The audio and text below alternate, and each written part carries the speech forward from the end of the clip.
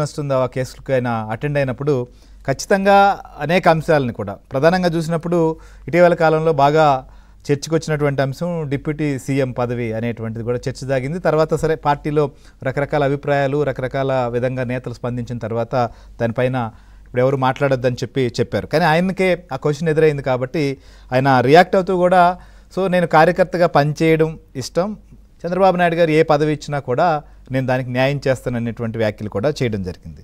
So ఎట్లా పాదయాత్ర తర్వాత ఆయన ప్రస్థానం, సో ఇప్పుడు ఇలాంటి రాజకీయ పరిణామాలు రాజకీయ పరిస్థితులు ఎదురవుతున్నప్పుడు కూడా రియాక్ట్ అవుతున్న తీరు ఎట్లా చూడాలి? అందరికీ నమస్కారం అండి. శ్రీహరి గారు, మీకు, నాగభూషణ గారికి, దీపక్ రెడ్డి గారికి అందరికీ నమస్కారం.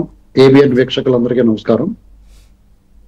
ఇక్కడ ఇప్పుడు లోకేష్ గారి పాదయాత్ర లేకపోతే లోకేష్ గారి రాజకీయం చూడాలంటే మనం 2019కి ముందు తర్వాత అనేటువంటిగా విభజించి చూసుకోవాలండి.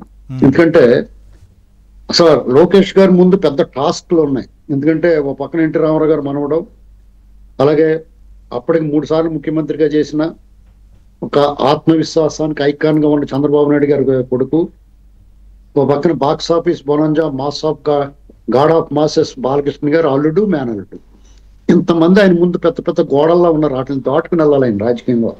వాళ్ళందరూ దాటిన తర్వాత ఈయన ఎక్స్పోజ్ అవుతాడు యాక్చువల్ గా.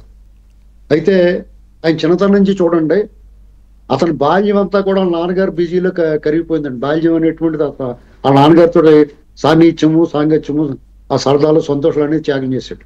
అలాగే వాళ్ళ అమ్మగారు క్రమశిక్షణతో పెంచారు, బాగా చదువుకున్నాడు, మంచి ఉద్యోగం చేశాడు, రాజకీయాల్లోకి వచ్చాడు. కార్యకర్తల సంక్షేమం అనేది ఇప్పుడు ఇవాళ బటన్ నొక్కితే అకౌంట్ లో పడిపోతున్న ఈ స్కీము 2009లోనే నగదు బదిలీ స్కీమ్ అనేటువంటిది అతను రూపకల్పన చేసాడండి. అయితే 2014 తర్వాత అధికారంలోకి వచ్చిన ఆయన మంత్రిగా కొన్ని బాధ్యతలు తీసుకున్నాడు.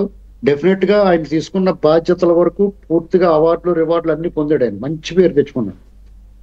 దురదృష్టవశాత్తు ఆయన మంగళగిరిలో ఓడిపోయాడు. ఆయన దానికి అనేక కారణాలు ఉన్నాయి, అది మనందరికీ తెలిసింది, అనేక సార్లు మాట్లాడుకున్నాం. అయితే 2019 తర్వాత రాష్ట్రంలో ఒక అరాచకము, చట్ట రాజ్యాంగ ఉల్లంఘనలు, ప్రజా వ్యతిరేక నిర్ణయాలు, ఒక నియంతృత్వం, నిరంకుశం విచ్చలవిడిగా విశృంఖలంగా ఉన్న రోజుల్లో చాలా మంది నాయకులు అప్పటికి అనేక సార్లు పార్టీలోనూ ప్రభుత్వాల్లోనూ పదవులు పొందిన వాళ్ళందరూ కూడా ఓపెన్ గా చెప్తున్నారు. తెలుగుదేశం వాళ్ళు బాధపడినా కానీ కొంచెం నన్ను క్షమించాలి,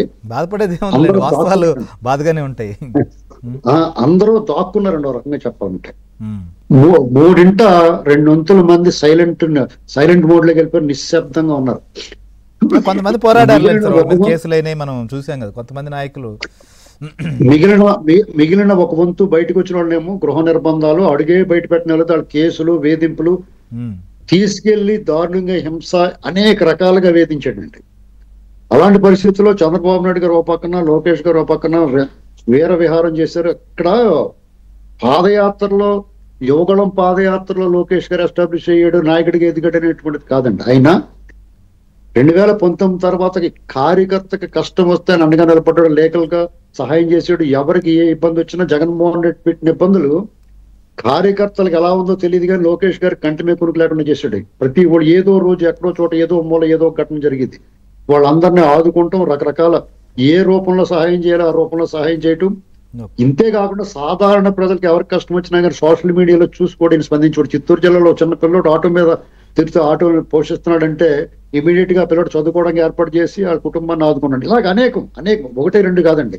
తోట చంద్రయ్య అయినా, లేకపోతే డాక్టర్ గారి విషయంలో, డాక్టర్ సుధాకర్ గారి విషయంలో అయినా, ఇక్కడ నాగమ్మ విషయంలో అయినా, అబ్దుల్ సలాం విషయంలో అయినా, ఏ విషయంలో అయినా, పార్టీ కాదా ఏదైనా కానీ ఆయన ప్రజలకు దగ్గరేడు. మీరు అన్నట్టుగా పార్టీ కార్యకర్తలకి వాళ్ళందరికీ విషయంలో ఫాలో అప్ లో ఉన్నారు. కానీ ప్రజాక్షేత్రంలోకి అప్పటి వరకు ఉన్నది పాదయాత్ర, నేరుగా ప్రజల్లోకి వెళ్ళి కష్ట సుఖాలు చూడడం, అక్కడ పరిస్థితులను తెలుసుకోవడం, అవగతం చేసుకోవడం, ఇవన్నీ కూడా లోకేష్కి అప్పటి వరకు ఉన్నటువంటి రాజకీయ ప్రస్థానానికి పాదయాత్రకు ముందు, పాదయాత్ర తర్వాత అనేటువంటి ఒక మార్క్ కనిపించింది అనుకోవచ్చా? ఖచ్చితంగానండి. ఆయన్ని విపరీతంగా ట్రోల్ చేశారు. అతని ఆహార్యాన్ని, భాషని అన్ని విధాలుగా ట్రోల్ చేసి అత్యంత దారుణంగా కించపరిచారు. జుగుప్సాగరమైన భాషతో ఆయన్ని వ్యక్తిగతంగా ఆనందం చేశారు. అయితే ఆయన పాదయాత్రకి బయలుదేరడం యువగళం పేరుతో సాహసం అని చెప్పారు మిత్రులు ఇందాక నాగభూషణం. కాదండి, దుస్సాహసం అండి. ఎందుకంటే నేను ఆ పాదయాత్ర ప్రారంభం రోజున కుప్పం వెళ్ళాను. అక్కడ ఎలా ఉంది పరిస్థితి, ఏదైనా బయట మాట్లాడాలంటే మనం వాస్తవ పరిస్థితిని చూసి మాట్లాడాలన్న ఉద్దేశంతో అక్కడ నేను కుప్పం వెళ్ళానండి. అక్కడ ముఖ్యంగా చెప్పుకోవాల్సిన ఇద్దరు నాయకులు. లోకేష్ గారికి ఈ యువగళం రథానికి 2 చక్రాలుగా నిలబడిన వాళ్ళు